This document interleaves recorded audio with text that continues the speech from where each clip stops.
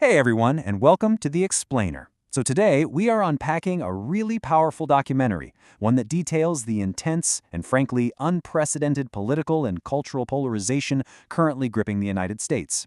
If you've been wanting to cut through all the noise and see exactly how these complex shifts are playing out on the ground, well, you are absolutely in the right place. We're going to systematically break down the core arguments, the key events, and some genuinely striking historical parallels presented in the source material. Okay, let's dive right into our structure for today. First, we'll look at a deepening political divide, then the campus culture wars, followed by academic freedom under fire, echoes of historical fascism, and finally, redefining American identity. Let's get right to it. So this brings us to a massive, really central question posed right at the outset of the documentary. After 250 years of independence, is the torch of liberty fading, or will it refuse to go dark? I know, it's a heavy question, but it perfectly frames the stakes here. We're looking at a society where the erosion of democratic norms is a very real fear for a lot of people, and where the very definition of freedom is fiercely contested. All right, part one, a deepening political divide. You know, the rapid escalation of political rhetoric we see today didn't just happen in a vacuum. It's really spilling over into real-world action. The documentary traces this tension all the way back to 2016, pointing to the election of Donald Trump and the creation of a professor watch list that targeted alleged leftist academics. By 2017, street clashes involving the anti-fascist movement, Antifa, were on the rise.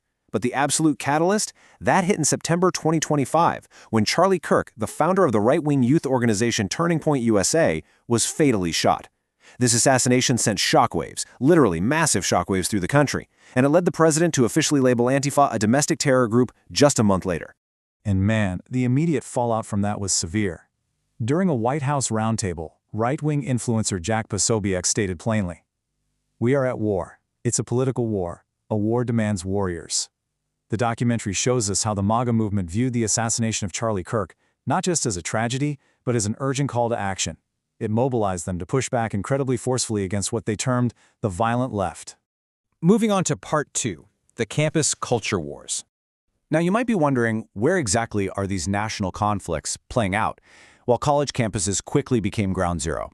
Get this number, 30,000. That is how many people packed into Turning Point USA's America Fest in late 2025. To put that into perspective, it's a massive mobilization of the youth conservative movement detailed in the source. They were gathering not just to mourn, but to actively organize and campaign against what they perceive as a deeply entrenched left-wing bias in higher education. Now, what's really fascinating here is the complete collision of definitions. It's like two groups speaking entirely different languages. On one side, conservative students and groups like Turning Point USA argue they are strictly prioritizing safety. They claim leftist academics are actively promoting violence against conservatives. But on the flip side, university faculty and union leaders argue that they are the ones prioritizing academic freedom. They view these conservative-led campaigns as coordinated ideological purges. It's an absolute clash over what the terms free speech and safety actually mean in the modern era. Which leads us to part three, academic freedom under fire. So what happens when real people get caught in the middle of all this? The documentary highlights the story of Rutgers University professor Mark Bray, who authored the Antifa Handbook. Following the president's crackdown on Antifa, Bray faced severe death threats and online doxing. Students even petitioned for his immediate firing. But then, things escalated drastically. When Bray and his family tried to leave the country, their flight was mysteriously canceled. They were pulled aside and interrogated at the airport by federal ICE agents. Ultimately, Bray fled into exile in Spain, teaching his classes online. For us looking in, this really shows how quickly campus disputes are morphing into serious, life-altering national security issues. However, the documentary is also quick to point out that claims of political persecution are happening on the other side of the spectrum too. Take law professor Amy Wax. She was suspended from the University of Pennsylvania for making controversial, allegedly discriminatory remarks. But Wax actually turned around and sued over her suspension. She argued that her punishment was just a partisan casualty of these exact same university culture wars, claiming that those with institutional power are basically penalizing anyone who dares to oppose them. All right, part four. Echoes of historical fascism. All of this intense policing of speech brings up some incredibly heavy historical comparisons drawn by academics who study authoritarian regimes. The documentary speaks with Jason Stanley, a philosopher and descendant of Holocaust survivors who actually left the U.S. for Canada. He outlines some very specific warning signs. He notes that, historically, authoritarians always target universities and the press first to silence dissidents. He points to militia officers hunting immigrants and ICE raids tearing families apart as modern equivalents to the terror his own family faced in 1930s Europe, warning that society is reaching a structural breaking point. And these warning signs lead Stanley to a really stark conclusion. I mean, listen to this quote. "The U.S. is over as a project. It's over as a project." The documentary uses this moment to show just how deeply pessimistic some targeted academics have become about the survival of American democracy. They genuinely fear the structural damage to institutions is just too severe to repair at this point. And this brilliantly illustrates a key point Stanley is making about what to look out for. When we think of historical fascism, we usually picture paramilitaries marching in the streets, right? But Stanley argues that modern authoritarianism looks vastly different. Today's threats to democracy operate the levers of the state while wearing suits and ties. They use the legal system and bureaucratic harassment, like mysteriously canceling flights or launching federal investigations, to quietly consolidate power. It's a chilling reminder that democratic erosion doesn't always look like a chaotic movie villain. Sometimes it looks like official, mundane state policy. Let's move to our final section, Part 5, Redefining American Identity.